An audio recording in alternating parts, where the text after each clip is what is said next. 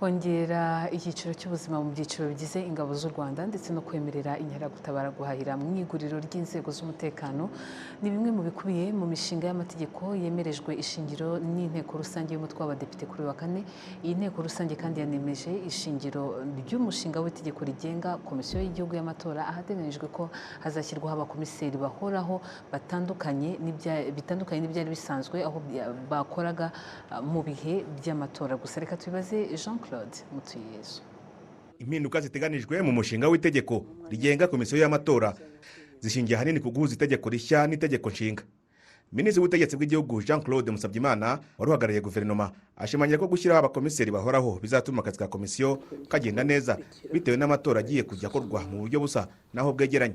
Akaba ariyo mpamvu muri uyu mushinga abakomiseri ba komisiyo y'amatora twateganyije ko bakora mu buryo buhoraho kugira ngo babashe kuzuza neza inshingano za komisiyo muri rusange, bitewe cyane nuko igihe cy'amatora nacyo ubwacyo cyagabanyutse, bityo amatora akaba agiye yegeranye mu myaka kandi n'ikibazo cy'impushya kitoroshye kubona kikaba cyakurwaho.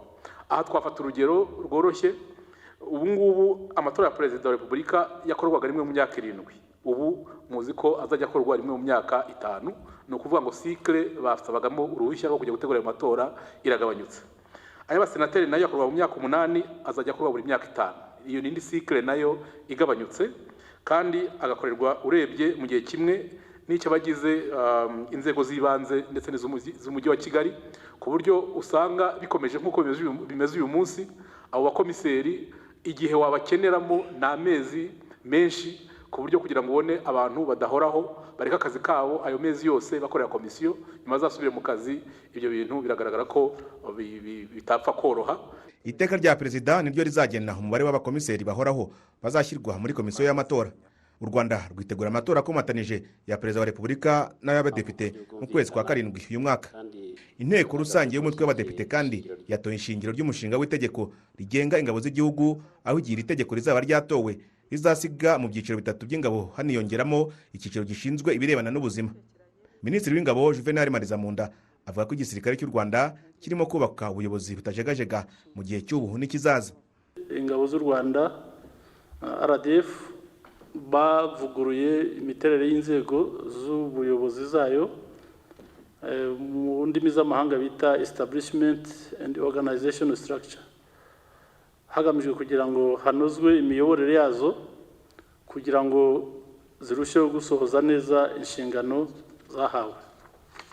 Ikindi cya kabiri cyajemo gishya kitari gisanzwemo nuko nk'uko musanzwe mubizi dufite ingabo z'u Rwanda zigizwe n'ibyiciro 3 mu magambo y'icyongereza service, ni ukuvuga ingabo zirwanira ku butaka, izirwanira mu kirere n'izirwanira n'ingabo z'inkeragutabara. Ubu rero hakaba hariyongereyemo icyiciro gishyashya cy'ingabo zishinzwe irebana n'ubuzima. Usibye ishingiro ry'umushinga w'itegeko rigenga ingabo z'igihugu, hanatowe ishingiro ry'umushinga w'itegeko rishyiraho ihahiro ry'inzego z'u Rwanda zishinzwe kurinda igihugu n'umutekano. Aha Minisitiri w'ingabo yasobanuye ko nubwo iri hahiro risanzweho kandi ibicuruzwa birimo bikaba bisonerwa umusoro, ngo ni ngombwa ko hagira irindi shoramari rikorwa. Muri uyu mushinga kandi AFOS yahawe ububasha bwo kuba yakora ibikorwa birebana n'ishoramari kugira ngo izabashe kugera ku nshingano, ku ntego zayo. Mu by'ukuri mu cyongereza byiswe sustainability, ntabwo ari ukugera ku nshingano, twavuze ikinyarwanda tubivugamo, ariko ni ukugira ngo ibashe kubaho igihe kirambye, niba umuntu yabyita gutyo sustainability. Ikaba yakwemera n'ubundi yabikoraga ariko bitanditse mu mategeko, ibyo kujya kubitsa amafaranga yenda itari gukoresha ako kanya ikayabitsa mu mabanki, cyangwa ikaba yagura biriya bita bonds, yabikoraga ariko bitari byanditse mu itegeko. Abadepite basabye ko hagira ibinozwa muri uyu mushinga w'itegeko ku nyungu z'abagenerwabikorwa biri hahiro. Ko niba tuvuze ngo ihahiro ry'inzego z'u Rwanda zishinzwe kurinda igihugu n'umutekano, umutekano rero inzego zihura ku mutekano ni nyinshi ziragutse.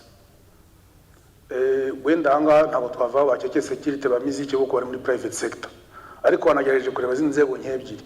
NISS nayo ni urwego rushinzwe umutekano, DASO nabo bashinzwe umutekano n'abakozi ba leta mu karere.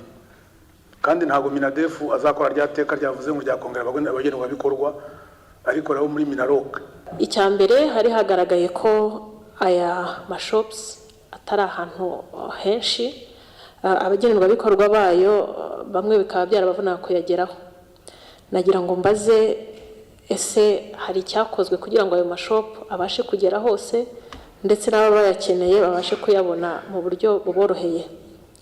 Ikibazo cya kabiri, nagira ngo mbaze niba hari gahunda yo kongera urutonde rw'ibibarirwa muri Army shops, kuko nyakubahwa Speaker ibiciro bigenda bizamuka, si kuri ibi bikoresho byo mu rugo cyangwa se ibi biribwa gusa, hari n'ibindi umuntu yakwifuza ko byajya ku rutonde ndetse bikaba byafasha aba bagenerwabikorwa ba Army shop. Minisiteri y'Ingabo kandi yavuze ko icyiciro cy'inkeragutabara nacyo kigiye gushyirwa mu bagenerwabikorwa bihahiro ry'inzego zifite aho zihuriye n'umutekano. Gusa iteka rya Minisitiri w'Ingabo rigena ikindi cyiciro cyashyirwa mu bagenerwabikorwa b'irihahiro igihe babisabye. Jean Claude Mutuyezu, i Kigali.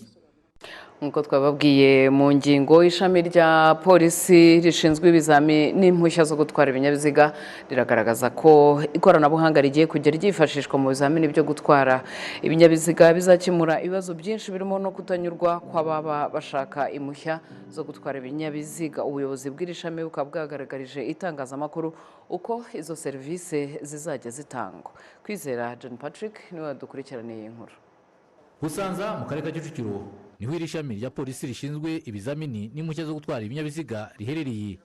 Aha umuntu uzajya aza kuhakorera ikizamini cyo gutwara ibinyabiziga azajya abonana n'abakozi b'iki kigo basuzuma ko yujuje ibisabwa, ubundi atangira ibizamini nta wundi muntu bavugana usibye gukurikiza amabwiriza.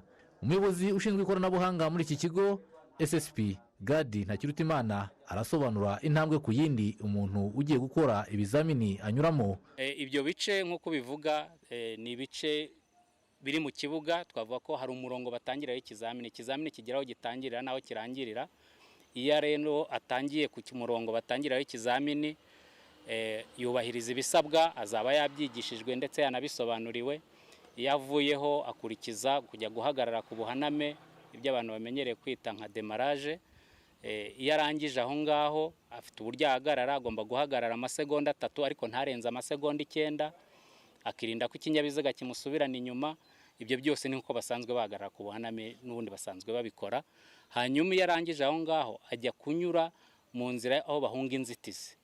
Mu guhunga inzitizi ni uburyo bumwe n'ubundi busanzwe bukoreshwa, mujya mubibona rimwe na rimwe ugasanga hari impamvu yatumye umuhanda bawufungwa igisate kimwe bagakoresha ikindi, wagera imbere ugasanga cya kindi bari bafungiye bagifunze bagushubije mu cyo haruguru. Ibyo nabyo tuba dushaka kureba ko umuntu utwaye ikinyabiziga nagera aho ahura n'igihe nk'icyo ngicyo na situation nk'iyo ngiyo ko azabasha kubyitwaramo. Uri mu kizamini ubu ngubu atwaye ikinyabiziga ari mu muhanda mu kizamini bita circulation.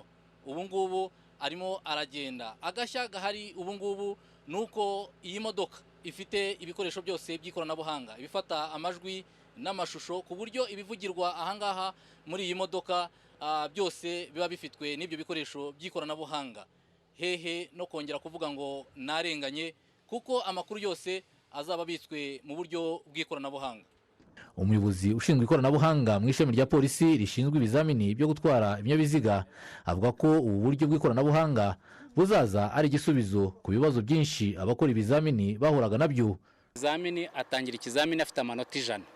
Amanota mbese tuba twumva ko yarize, imodoka arayizi, waje kwerekana ubumenyi bwe. Niyo mpamvu tumuha amanota yose ahwanye n'ubumenyi yakabaye afite nk'umuntu uje gutwara cyangwa gukora ikizamini cyo gutwara ikinyabiziga. Hanyuma iyo agize ikibazo cyangwa akagira twabirantega dukeya dutuma amanota agabanuka, ikoranabuhanga rirabimwereka. Ariko nanone tuba twamubwiye ko agomba kwirinda ko amanota yamugabanukana cyane akajya munsi ya 80, kuko gutsinda ikizamini ni 80 kuzamura. Bivuze ko ashobora gukora udukosa dutoya dutwara amanota makeya ariko n'ubundi agatsinda ikizamini. Ubuyobozi bw'iki kigo buvuga ko gifite ubushobozi bwo gukoresha ibizamini abantu basaga 1000 ku munsi. Kwizera John Patrick, i Kigali.